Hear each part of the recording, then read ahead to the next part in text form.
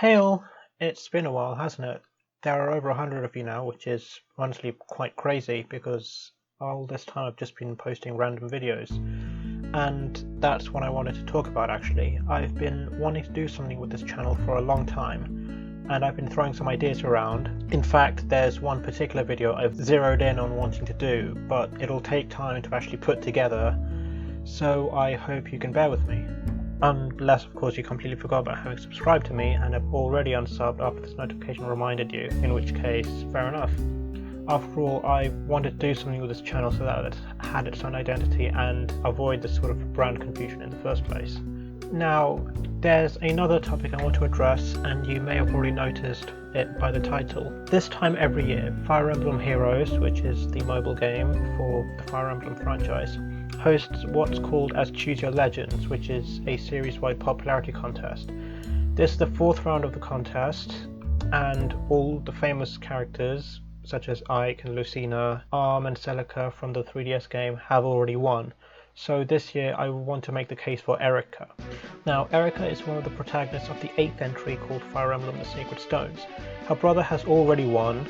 In fact, he won on the very second year, so that was 2018. And she's the last protagonist, not only from Sacred Stones, but the GBA era overall, left to win CYL. So there are a total of 6. All 5 of them have won over the first 3 years. She's the only one left. Not only that, she's often overlooked because Sacred Stones itself is overlooked, and because Ephraim is the more bombastic of the two, he's the one people think about. And as a result, people tend to write her off as just another princess, in quotation marks, which couldn't be further from the truth. She's really funny, she has a really sharp wit, sharp tongue, and has a really interesting character arc which takes her from being a bit sheltered at the start of the story to jaded by the war that she's been thrown into, and has to learn to make the tough choices even at the cost of her loved ones. It's a shame that not many people appreciate her, so I really hope she gets the spotlight she deserves this year. To that end, I've worked on a character analysis of her with a friend that you can find in the description below that goes in depth into her personality and growth, that you can read if you want to learn more about her. I hope you like it.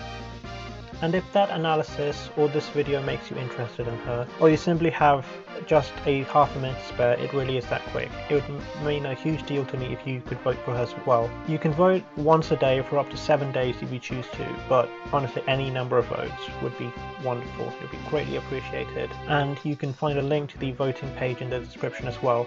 Besides, even if you haven't heard of Eirika herself, you've surely heard of Fire Emblem Three Houses. I adore that game, and I even consider it my game of the year for 2019, but even I have to admit it would be boring if all 4 of the CYL winners were from there, wouldn't you? Because that's part of the joy of Choose Your Legends, having characters from different games interact. That's just yet another reason I'd like Eirika to win. So let's make this year interesting and give some love to a hero of yesteryear who really deserves it.